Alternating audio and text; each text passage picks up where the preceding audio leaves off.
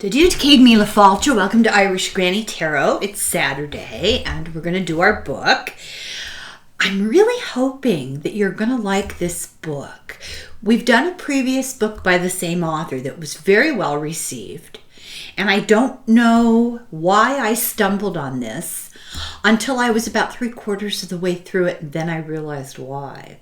I do believe you get led to things. I absolutely believe that. And I have this very strong feeling that when I do books here, 9.9% of the time, they connect. There's a narrative flow. There's a reason. It's very odd. So, this is our book today. Dolores Cannon, Conversations with Nostradamus, Volume 1. There are 2 more volumes, and if you like this, I will do the other 2. I intend to do more of her books. I find them really interesting. I've been playing with getting into Dolores Cannon's work for a very long time, sort of circling around the edges, and watched 1 or 2 of her videos, and just never entirely sure what to make of her. And the more I learn, the more fascinated it gets.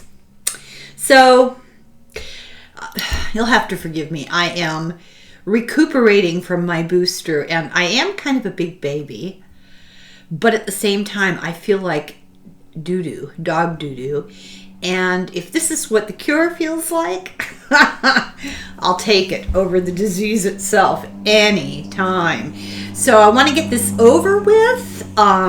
It sounds terrible, but what I want to do is allow myself some time for a nap before I go work. So let's get down to business here. Conversations with Nostradamus, Volume 1 by Dolores Cannon. Now, there's several different dates in this book having to do with republishing, her going back and adding things. So as best I can figure out, most of the conversations happened in the mid to late 80s, and this book was first published in 1989. Now, I could be off a year or 2, but that's the best I could figure out. And there are addenda, and I did not get into that because she was trying very hard to take her own interpretation of his work and apply it to contemporary political situations. And I think we're going to go through the whole thing first, and then we'll talk about it because it's very interesting. Now, before I even start, let me tell you how this is set up.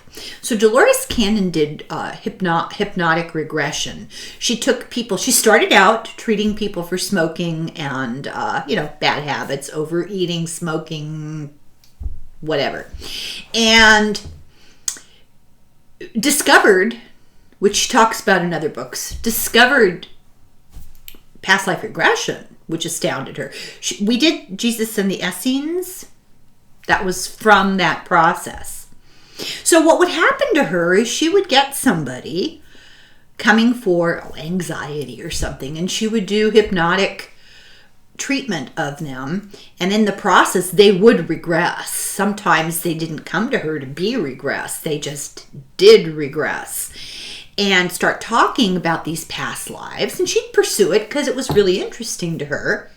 And that's what happened here. She had a young woman that she regressed, and the young woman went back to a life in which she was a male medical student in the 1500s in France, always talking about his, I'm going to refer to the past life, his fabulous teacher and how wise his teacher was and how careful they had to be. And Dolores Cannon started to put 2 and 2 together and figured out it was Nostradamus.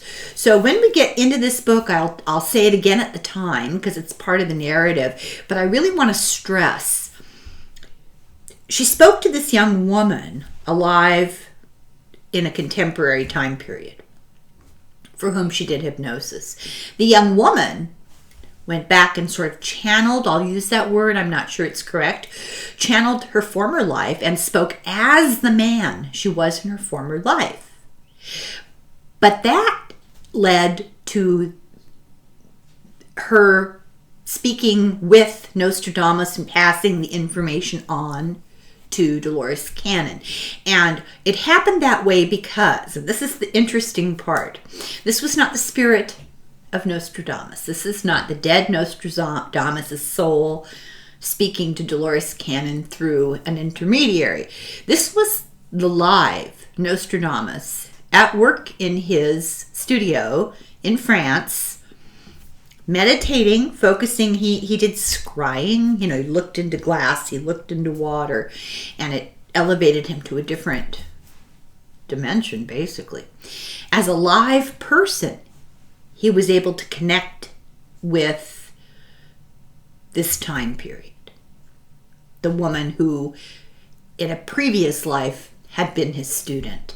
And he was able to use that situation, because she was open to it, to communicate directly with Dolores Cannon. And his goal was a sense of real urgency about the warnings that he had put in his works, 4-line poetry called quatrains, in Old French, Latin, anagrams. He did a lot of puzzles. We'll talk about that. And he had to protect himself, and as a result, they were very difficult to decipher and were mistranslated. And he was upset about it, and they went through the whole entire thing, all of his works. Now, I'm not going to read in the French, the Old French and Latin. I'm not going to humiliate myself. I'm not even going to read the English translation. I'm just going to tell you what he said about it, because otherwise we'll be here for the next 2 weeks. So, Conversations with Nostradamus, Volume 1, Preface. This is a book in which Nostradamus speaks to us today, and Volume 1 is about how contact was made, and she goes in a very general sense over predictions, which is what everyone's always interested in. I was more taken with the philosophy he presented. I mean, you're going to love it. But there are 2 more books that go deeper into it, and I don't know, I'm kind of hoping to do those. Nostradamus believed in the theory of probable futures. He said that there's a nexus in the line of time at various points along the way, and there are many possible courses that branch off in many directions that humanity as a whole may take. And so he says he didn't look into the future to see what was set in stone. He looked into the future to see what the possibilities were, and he always gave the worst possibilities and the possibilities that mirrored other bad things in the cycle of time. So time repeats, things repeat. Apparently we never learn, and it is very closely related. I hope I'm not making a dog's dinner out of this. Very closely related to astrological energy. So every time things align again, time is affected in a similar way. People are given yet an opportunity, a similar opportunity as they have in the past, to learn something, to make the right choices, and we do or we don't.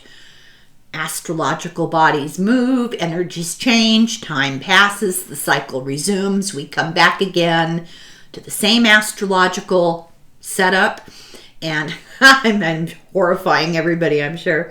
And once again, we have the opportunity to learn. And he said it's all about free will. It's not like he's giving us what's going to happen set in stone. This is the way it is. Go jump off a bridge. He says absolutely not. This is the biggest tests, the worst possibilities, and here's what we can do about it. Very interesting. He says we don't look into the future to see what's set in stone. We have free will. We can see what futures that we're headed into, and then we can reverse it before it's too late. There is a point at which it's too late, but we do have the opportunity to look ahead and change it. He says we're not driftwood carried along by time. We have agency. Nostradamus said, if I show you the most horrible things you can do to yourself, will you do something to change it? Very interesting.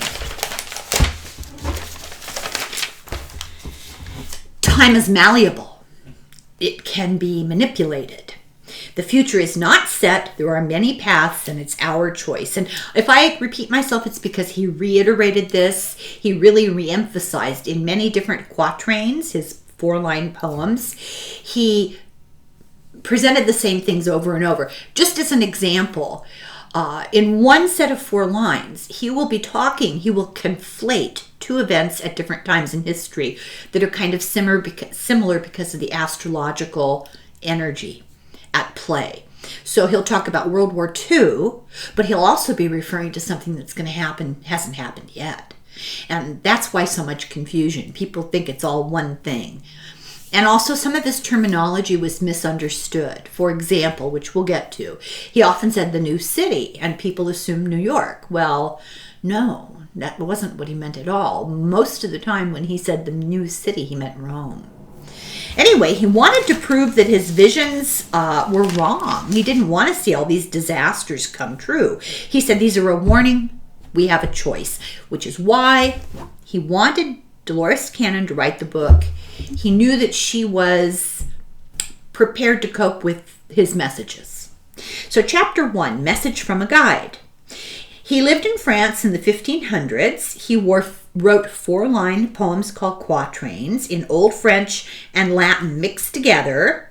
And he used symbolism and anagrams and plays on words to deceive the Inquisition, to deceive the nobility. The nobility, the king, actually used Nostradamus for advice, and he knew that he had a gift. But Nostradamus downplayed it and didn't tell him everything. The clergy, well, he would have probably been burned at the stake or something. Some experts go through these books with a very skeptical eye, and they say that the events that seem to be related to real-time occurrences are just coincidences, and this is all a gigantic hoax. I don't know, but I think there are things in here that are going to really make you think twice. I've known about him a long time, read his stuff a lot in the past, not understood a word of it. Coming back to it now is a completely different experience. Cannon only knew of him from a TV show that had been done, a movie. So he said not to feel too, he had a sense of humor too, going through and talking to her, that he was an enigma in his own time. People didn't know what to make of him. He scared people.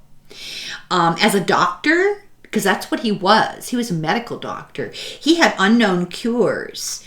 And she just assumed, okay, well, he's a psychic, and that's why he was able to cure people. She never thought anything more about him, watched the movie, thought, wow, that's interesting, and that was the end of it. So this story begins at a regular monthly psychic meeting that she had in 1985. People brought friends who were curious, and this was just a group of people interested in metaphysics, and they would get together talking about past life regression, talking about psychic ability, psi phenomena. And at this meeting, she met a woman named Elena who was in her 40s, who was just a curious newcomer. She worked at restaurants, and she was also a portrait artist. She was the mother of 10 children. Most of them were grown. She had no high school education. She had a daughter who was deaf, and therefore she knew sign language. She was raised a Catholic. Now she was experimenting with the extraterrestrial ideas in Mormonism, and she just was really open to a lot of different philosophies and perspectives. The one thing that was notable about her was her devotion to her family. It always came first, and with 10 kids, she was always being pulled in many directions, and she worked 2 jobs. She had no formal knowledge of metaphysics, but she had had a tubal pregnancy, Lindsey Graham, and had almost died. She had a near-death experience, and so she was very opened up by that. In the operating room, she was under anesthesia, and she rose above her body on the table and was able to tell the doctor later everything that she had heard. You know, what we've learned about near-death experiences from our previous books. She felt pulled back into her body, and she told the doctor, And the doctor had said, oh, I don't think she's going to make it. And she told the doctor, I heard him say it. And the doctor denied that she could have heard. And the doctor was really irritated and was trying to figure out, what's wrong with this woman that she's having these delusions. But this is so long ago so it must have been in the 60s or 70s, I don't remember, that near-death experiences were not common knowledge. They weren't talked about. It was before all the books came out. So Elena was thrilled when finally she read a book by Elizabeth Kubler-Ross, who wrote The Stages of Death and everything, and Raymond Moody, who talked about near-death experiences. And she told her family about this all, her experience, what their book said, and they validated her. They believed her. So meanwhile, Dolores Cannon was doing her hypnotic sessions for all sorts of things, including past life regressions. And she had projects lined up. She was working, on the Essenes with one set of regressive people and on other things that I haven't read the books about yet with other people.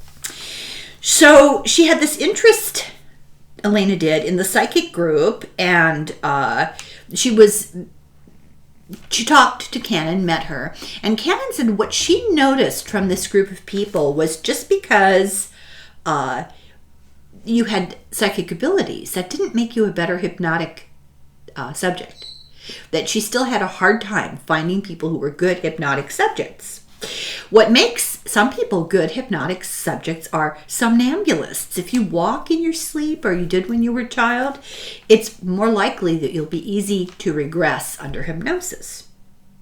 So this story, she says, is hard to believe, but she didn't believe that a mother of 10 with no high school diploma, working 16 hours a day, long before the days of computers, with her time completely taken up by extraneous family stuff when she wasn't actually at a job, would know these really detailed historical facts just about modern times, about the past, about Nostradamus himself. Not very many people knew about him. So she met her at a meeting. Elena asked to be regressed because she was really curious. And she knew nothing about reincarnation, so she was really curious about that. So she went under easily and she began to describe a scene where she was experiencing the life of man, the life of a merchant. There were bodies of dead monks lining the walls of a Buddhist temple. And in this lifetime, she died crossing a rope bridge that collapsed. So when she was awake, out of her hypnosis, she drew buildings that looked Asian, but they weren't from Japan or China. And Cannon was like, oh, this is very promising. She was a good subject. She was eager, but she often canceled due to last-minute family obligations. She was obviously, Cannon said, this was actually a good sign for Dolores Cannon, because it indicated to her that Elena was not obsessed with the hypnosis. She didn't have an agenda. She was always more than happy to cancel because she had more important things. She didn't prioritize it. That was a good sign. They didn't take priority. So after the first session, Elena had a very weird experience. She was in bed, but still awake. She hadn't gone to sleep yet, and saw a guy at the foot of her bed. And nobody, who was this? She didn't know. And he told her that his name was Andy, and he was her guide. And she had no idea. She was like, what's a guide? Who are you? I don't know you. I don't know somebody who died named Andy. And this guide told her that he had a message for her, that it was really important for her to keep working with Cannon, that he had a message for her to give to Cannon. And the message is, quote, your books must be published. Don't give up.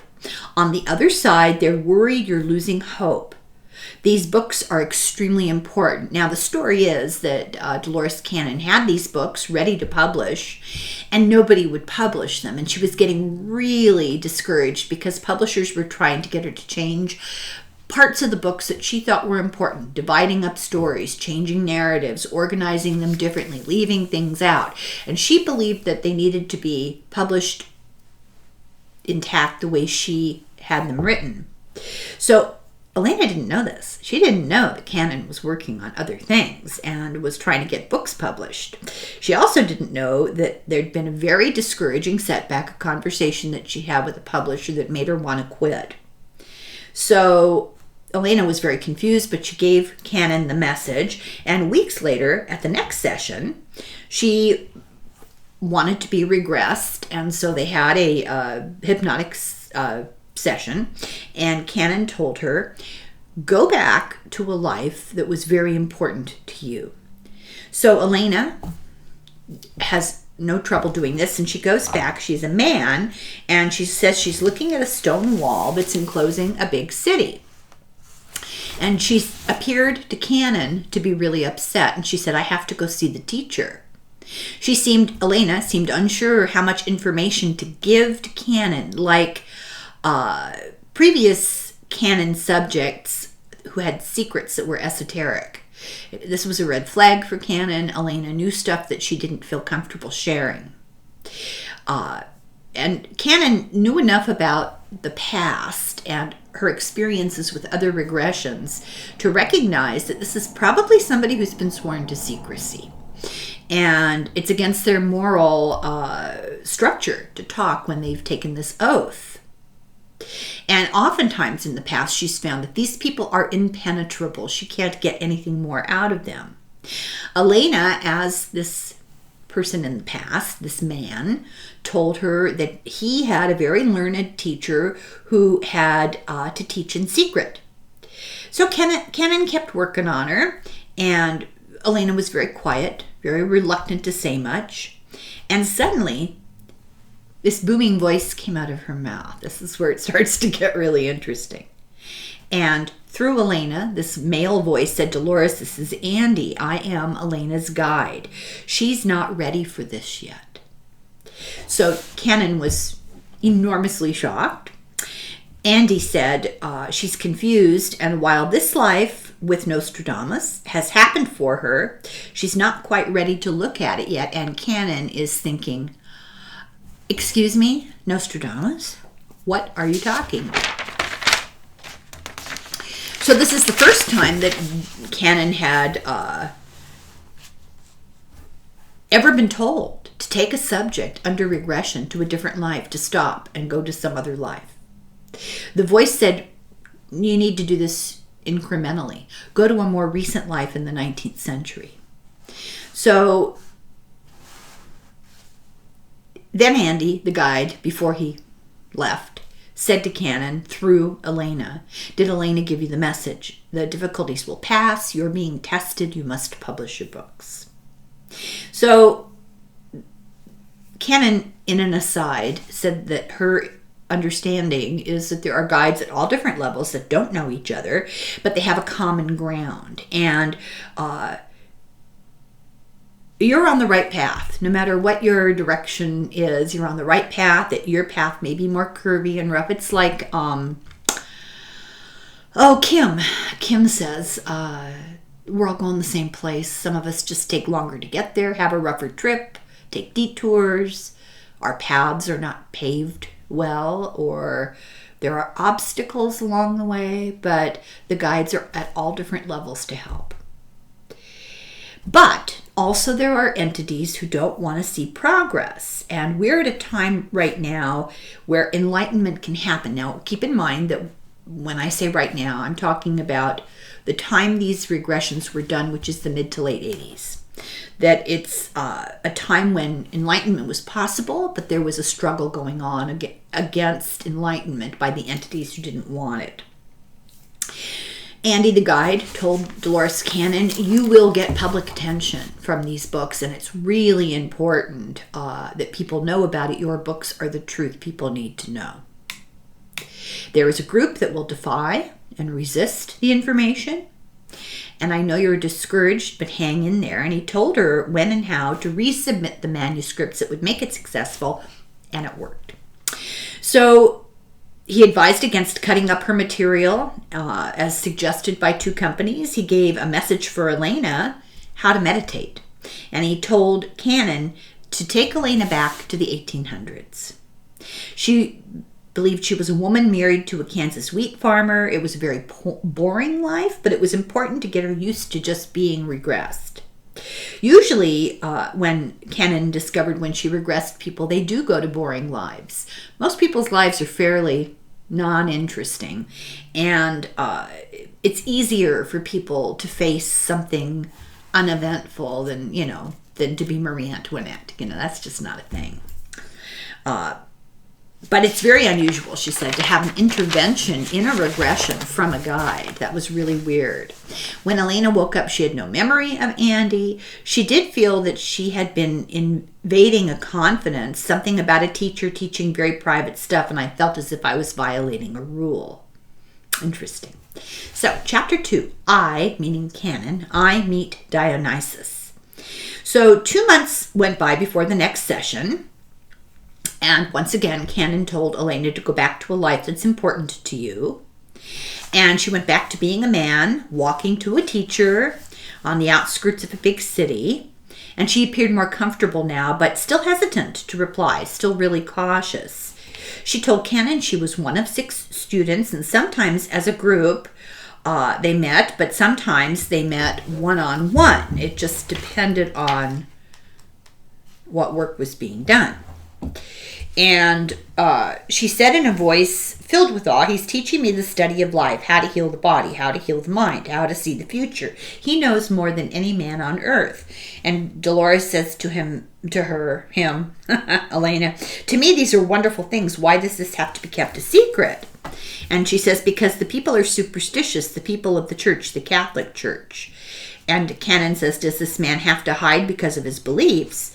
And she says, no, he's a good doctor, but he's a doctor of all things. And some of the things he believes in, he has to keep secret. As this man, Elena could not remember the names of cities or people. And Cannon remarks a little bit about the physiology of regression, that it uses the right side of the brain, which is all about imagery and visualization. And it's hard to reach into the left side, the analytical, logical side, that has, facts like place names and people names.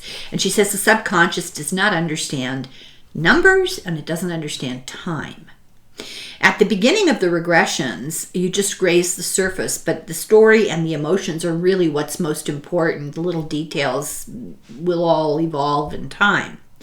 Elena said she was a middle-aged, about 30-year-old man named Dionysius. And looking down, she said that he was wearing leggings, shoes, a cloak with a hood, a shirt, and pantaloons. Then there's a description of the teacher's room with a fireplace. And the fireplace is specifically to help clear the mind. And there are no women. And she told Cannon it's the culture of the time. This is just, it would have been really against the culture. Dionysius is eager to learn from Nostradamus. His family was wealthy and he had enough money to devote all of his time to learning. And he spent more time doing this than he did anything in the family trade. He said he would never stop studying with Nostradamus. They work as a group, learning healing, and they work separately to learn about the mind. He described Nostradamus having long brown hair, a beard, big eyes, not too old. And I guess Dionysius is kind of like a daily apprentice. And there's a drawing in here. Remember, Elena is a portrait artist. And from her memory, she drew a picture of Nostradamus as she saw him. Where the heck is it? It's kind of interesting. Hang on.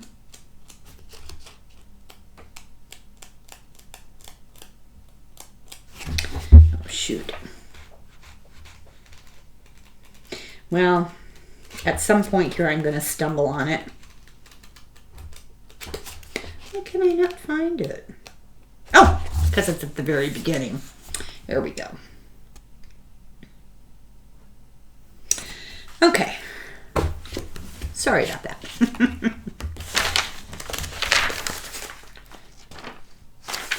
So Dionysius is a daily apprentice, very open-minded. He said the fire opens the way of his mind. His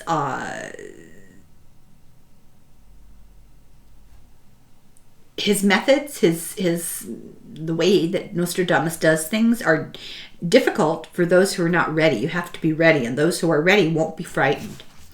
Nostradamus stares at the fire, and in his mind's eye he sees the fire, but voices come to guide him.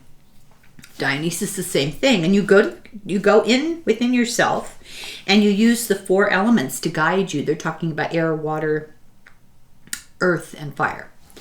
Your voices tell you what way is best at any specific time.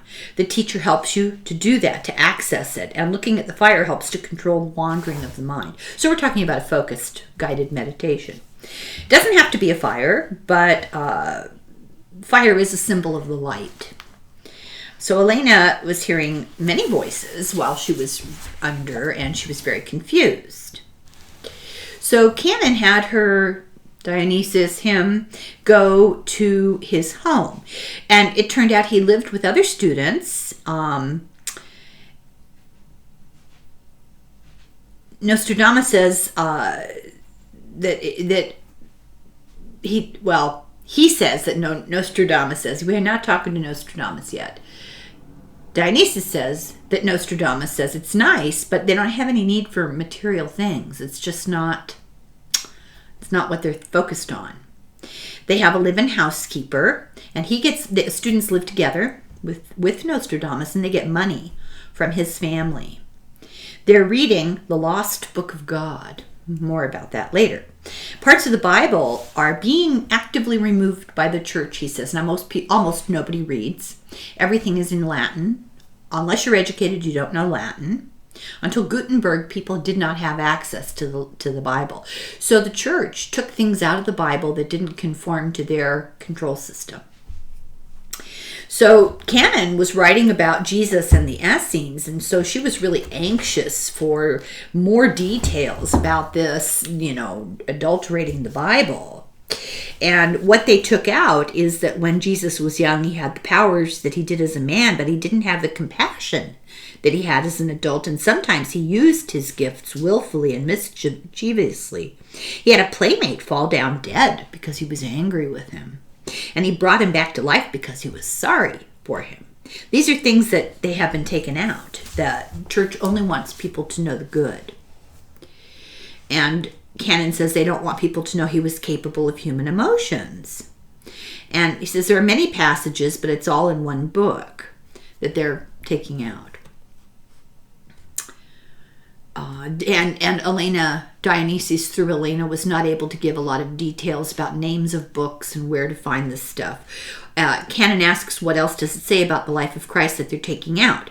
The fact that he had family, he had brothers and sisters, the foolishness he was involved in as a normal child growing up, and that they don't believe he should have been superhuman. The book didn't say how large a family he had, it just said that he had events happen in his childhood with his siblings. It seems there were excerpts from different parts of the book, and things were moved around too to conform to a narrative the church wanted to put forward. So they talked a bit about that, and Elena started to get more and more uncomfortable, like a pressure on her chest. She said she didn't want to talk about something, and she said, yeah, it seems like I'm not supposed to talk about it, that you're going to hear about this stuff, but you're not hearing it from me. You're going to get it directly. And Canon says, I couldn't imagine what she meant, but I had to go along with it, and asked, well, don't they trust me? And they said, well, yeah, they trust you, but they want to do it this way. So there you go. So Elena, as a guy, would not talk anymore about the Bible. Nostradamus lived with his extended family and these students and treated patients in their homes as a doctor. He didn't need to study medicine. He knew how to be a doctor. He just sort of knew. And he learned about the mind from wise men. Dionysius wouldn't say what Nostradamus knew about healing. Canon will eventually learn more when she could integrate it with the information from another source. And this is the research she's doing about the Essenes. Elena, as Dionysius says, when you canon come back, you will know the questions to ask. And that was the end of this session. But something strange happened before the next session. Dionysius had said that there was no more information about Jesus from him because it would come from someone else. And canon was regressing someone else. She would get more information. And a strange voice came out and said it had information about the Jesus material, and she was given some information that filled in the gaps in her narrative of her book. It was a relief, and she now felt free from distraction to concentrate on Elena because she got the book finished. So that was helpful. Chapter 3, The Great Man Cometh. Tourist season kept Elena busy because she worked at 2 restaurants. And in the winter, Canon hibernated because she lived off the beaten path in the middle of the country, unpassable roads, deep snow on the mountain. So she always uses that period of the year to transcribe the tapes of her sessions. So it was the spring of '86 before she met with Elena again. And they met at Elena's apartment. And the setup is important. Elena put her dog and cat outside and closed the back door, the outside door, but didn't lock it because she was expecting a visitor to come in. She told the visitor, just let yourself in. The dog and cat are out there. The door is closed but not locked. And there was a trap door near the foot of the bed. And they're in Elena's bedroom doing this regression. Under hypnosis, Elena, as Dionysius, had used meditation to answer questions about himself, and he insisted that Dionysius was his real name, which Canon thought was weird because it's not French, that he and 5 students lived with Nostradamus, and he came from Athens, and that explained it. He was Greek. His family were merchants, and they had moved from Greece to Paris to do business for better communication, more centrally located for their trade.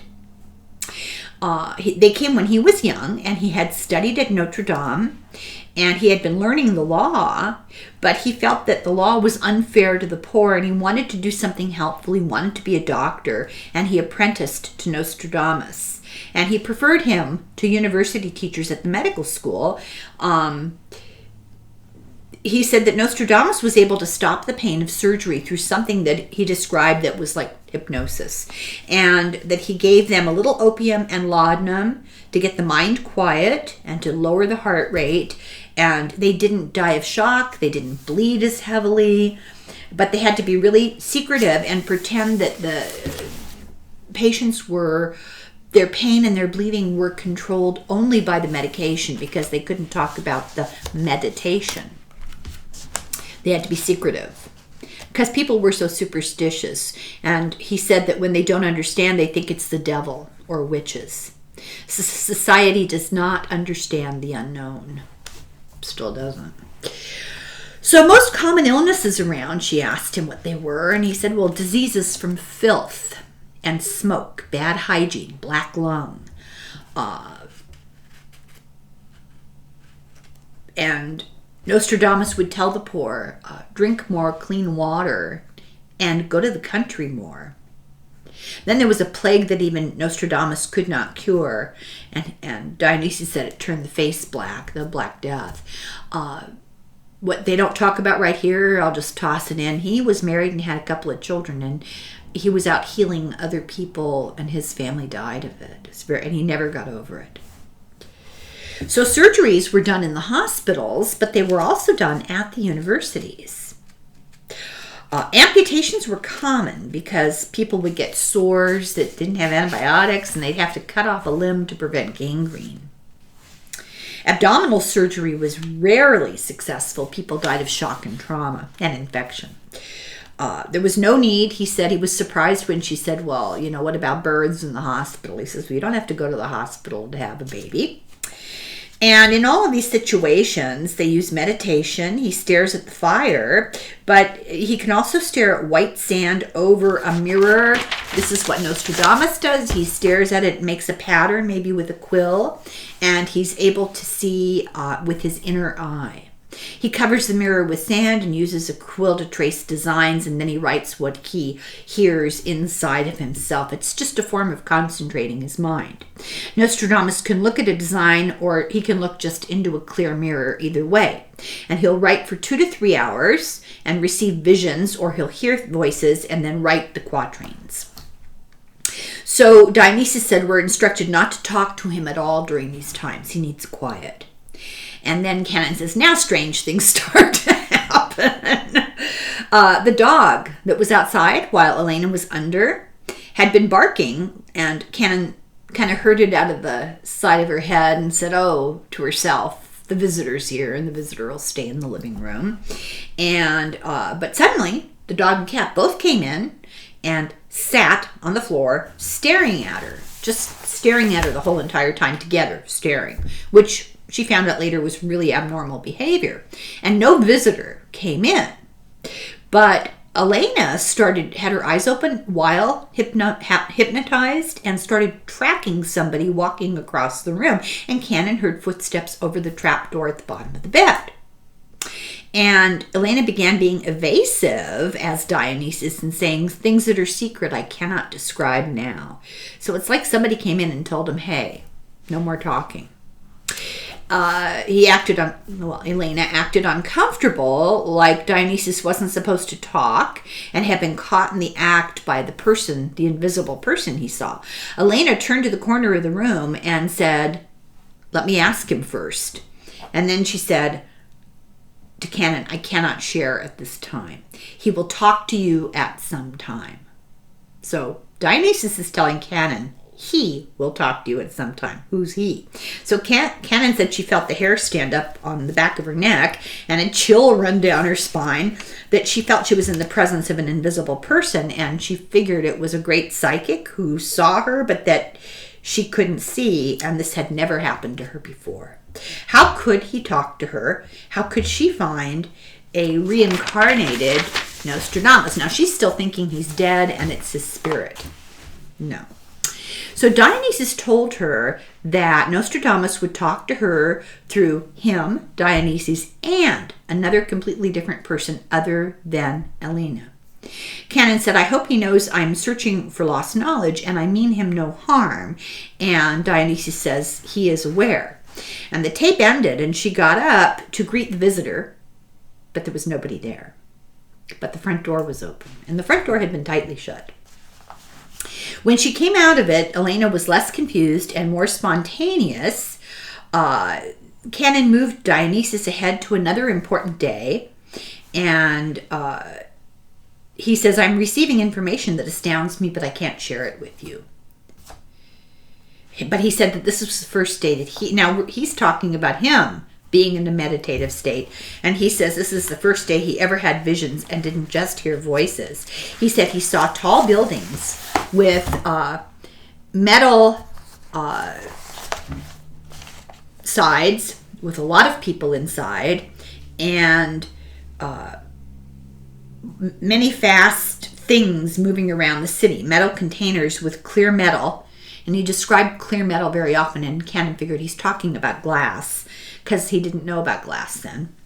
And it's not that humanity didn't have glass, it was that poor people didn't have glass. And they may have known about stained glass in a church, but plain glass everywhere that you could just see through, no. He described the people looked much healthier. Their clothes were very different. And he said, I've never seen so many people in one place at one time. He said, I'm looking down on the city. I'm looking at a bridge with metal ropes over the water with very different looking boats. I know they're boats because they're on the water, but I don't know what they are. And he said, I've never seen so many lights, and I've never seen light that brilliant. There are colorful lights with pictures. There's a woman holding an object that he didn't know what it was. And there's a man on a horse. And Canon's thinking, oh, okay, so he's seeing billboards. And he described lights on the street. So Canon moved him to another important day. Now, this day was important because his experience had expanded. Now he's moved to another day. And he's doing surgery with Nostradamus. They're amputating a child's foot. The child had fallen under a wagon. And they were able to use Nostradamus's techniques to control his bleeding and his pain. And she asked him, okay, so how else do you practice your medicine? And he says, well, people sometimes come to me, and often I go to the poor. And she asks him, so who's the ruler right now? And she says, I think Elena, as Dionysius says, I think his name is Louis. I've never seen him. The king is aware of Nostradamus's prophecies. Dionysius said, I'm not interested in predictions for France. What I've learned goes beyond the physical. They emphasize this constantly, how important to them, not the events. Nostradamus wants to warn humanity, but it's in conjunction with us changing our spirituality. Events are tied to that. And so he's got to talk about the events and scare people into wanting to change their ways, basically. I mean, I'm paraphrasing. So this is the end of the session, and Elena came out of it confused. She said she'd heard someone come in and walk across the floor and sit on a trunk near the bed, but the trunk was covered in knickknacks. Nobody sat on it. And she heard steps going across the trap door, as did Canon. And Canon asks in her book, she goes, well, did those animals accompany an unseen presence into the room? Elena said it was very strange what the dog and cat were doing. Chapter 4, Nostradamus speaks. So Canon thought it would be cool to get Elena's talent to draw a picture, and she remembered Nostradamus's face and drew it. But then Elena had bad news. She was moving to Alaska. They did the next session together at a friend's house, and they're glad they did because then they had a witness. Dionysius translated remedies from Latin to French for Nostradamus, and he mentioned brain surgery to Canon. He described them drilling holes and called it trephining, and in Old Latin, but it's a practice that was done in Egypt, ancient Egypt, but not by medieval doctors. Too much pressure on the brain will leave you brain dead, and they knew this, and so they had an instrument with a caliper to measure the skull for swelling, and when they determined where the swelling was, they'd do a tiny hole which would let the pressure out. And they used a trance to avoid the pain of the drilling. Nostradamus has more success than most doctors whose patients die of shock. And suddenly, Dionysius says, Nostradamus has a message for you. And this is what he said. You must translate quatrains. Something is happening in your time that would be understood by translating certain quatrains properly. Canon was to use her guide to come to the right translations. He said, look through a book your guide can read fast. So what he's telling her to do is, in real life, outside of hypnosis, find somebody, probably not Elena because she doesn't have the education, find somebody who can read the quatrains, which are in Latin and French, and we'll translate them, and then I'll correct your translations. So a guide would help, and Canon's thinking, well, is he talking about Andy? And Nostradamus says, no, Elena will be the guide. There is an atmospheric condition and planetary changes that your weapons have caused. They've caused a change in the atmosphere that will be felt within a year. Now remember that Canon spends a lot of time trying to associate these predictions with her current events. I see a broader picture, which we'll talk about later. Elena says, I don't understand, but he's saying that because of the weaponry that you use in the present time, it's caused a change in the atmosphere that's going to be felt within a year. And if the knowledge from the quatrains can be translated, it would be beneficial for the people. He says that because of the planetary alignment, there will be earth changes. And with the translation of certain quatrains, it would help people to understand where these changes are going to be strongest. Then they would be able to make their decisions. He said that quatrains will be easily known to Elena. He calls it your vehicle. He was hoping it could be done at a faster rate. So Nostradamus is emphasizing this is sort of a race against time. So he said, Elena will have the gift of knowing how to translate these things. So he said, he told Canon, pick out a quatrain. It should be something with biblical information that you can confirm with your work that you've done on the Bible, and something that hasn't been discovered in your time yet. But it's going to be found, and it's going to be found soon in another country. And he's not talking about the discovery of the Dead Sea Scrolls. That had already happened. He said it will be discovered about a year after you publish your book. Oh, great timing. And he would give her a map of the area of the discovery. And he said that the confusion in his quatrains was intentional. He says these days people find it easier to understand them than they did long ago, or even in the interim period between his time and her time, that people are now more aware and they listen more to what's inside of them. He said some of the confusion was intentional to preserve them. He explained things more clearly to the king when he felt it was safe, but he said that if he made them too clear, the church would have them destroyed, and they needed to be preserved for humanity. He said it's important for her to understand that he and Dionysius talking to her are still alive. They are in a meditative state in their own time, living and breathing in this different psychic place. She's not communicating with a dead person. He says, we're able to project into your time, and you're not talking to people who've passed on. We're not dead. You're looking at our time as it's happening. We're in a different time frame at this moment to be able to speak to you. So how he explains it, there's kind of a lengthy explanation that he moves to sort of a different dimension is the best way that it could be described. Time is of the essence. It's necessary to get the information to the people. And the next time we get together, ask us to speak from this special place, and I'll go into a trance state. I'll be waiting to hear that contact. I'll go into a trance state. He and Dionysius will move into this special place of communication. It's a spiritual place, not a physical place. And I will speak through Dionysius to you. So next, she moved Dionysius to another day where he was watching surgery and watching Nostradamus putting a severed hand back together. Dionysius was doing the sewing, and Nostradamus was keeping the patient in a trance, which lowered the blood flow enough where they could see how to connect the parts of the hand that had been cut. And he was also at the same time giving the patient instructions on how to heal himself with his mind. This was all done in secret that others would not understand. He then told her that other doctors, he told, I packed the hand in ice, and that wasn't true. So that was the end of that session. What Elena remembered is voices from the other side of the closed door, and then the door opened and two people were talking to Canon.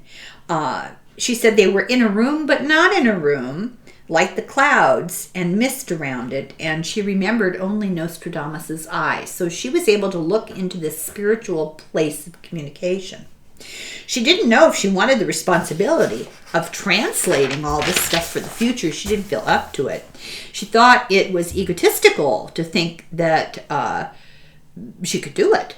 Canon said maybe Nostradamus intended for us to do it because we're a clean slate. We have no preconceived notions. We have a fresh approach and open minds. So Elena agreed to at least look at the book of quatrains and see if something moved her. Nostradamus had expressed urgency, and to Canon it was really obvious that this is not Elena perpetuating some sort of hoax. She was very reluctant, and it was quite apparent that it was taking a lot out of her. So Nostradamus could see that his predictions had not been translated properly, and he wanted to warn others with proper translations. He saw that he had been forced to be too obscure, and it was time to clean up the confusion. So, Chapter 5, The Shift of the World. Canon discovered that with Latin, Old French, anagrams, and intentional obscurity, Nostradamus' quatrains could be translated and were translated many different ways. She went to find books, and all the books she found translated everything differently from each other. And I remember doing the same thing, looking for different translations and thinking, this makes no sense at all. Nobody agrees with anybody else. They all have different interpretations. Then Elena came to her and said, we're moving to California. I'm moving to California to help my daughter who's getting a divorce, and then I'm going from there to Alaska where we intended to go. So Canon started to freak out a little bit because she felt Nostradamus' urgency, but she also believed that Elena had free will, and it was not up to Canon to force her to do anything. So the only solution was to make the most of time that they had, work intensely in the last few days that were left before Elena took off. She feared that Elena's rejection of this project might lead to her subconscious making her sick, and I don't know why. She didn't really explain that. It has something to do with hypnotic regression.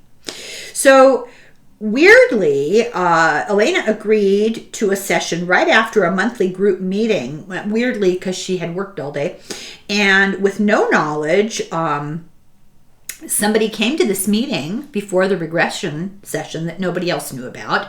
Somebody came to the meeting with a video, VCRs, and it was a documentary on Nostradamus. So after the documentary they started the session, and Elena had translated some quatrains. Canon put her under and got Dionysius and Nostradamus to that special meeting place, and Nostradamus confirmed that Elena had found quatrains about the Bible, but had not interpreted it right.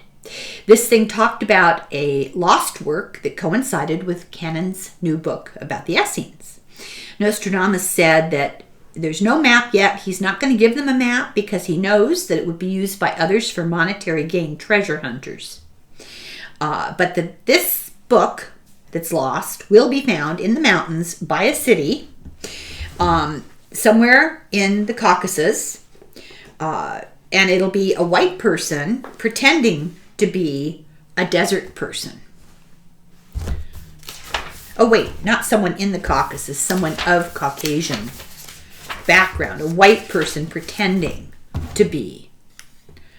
So in 1992, as they were doing updates for the book, there was the lost city of Uber, the Atlantis of the Sands, known to Lawrence of Arabia, had been found in remote Oman using pictures taken from the Space Shuttle Challenger.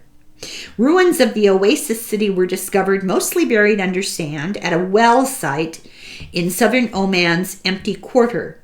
Researchers found the city by tracing ancient desert roads detected in pictures taken from spacecraft, including radar and optical cameras carried by Challenger in October of '84. Recent excavations indicate the city was inhabited from 2800 BC to about AD 100. If dating of the artifacts is correct, urban development in the region began about 1,000 years earlier than once thought. Lawrence of Arabia, that John Mack wrote about, called it the Atlantis of the Sands. And according to legend, it was known as Iram, the city of towers. It's in the Quran. It was destroyed during a disaster about AD 100 and buried by sand.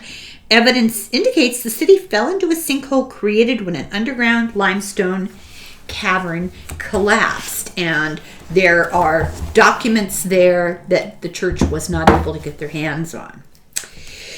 So the next prediction was in December of 1986, and she was told that beings from another planet will do a light show in the sky, and there were very dramatic UFO light things going on exactly at that time.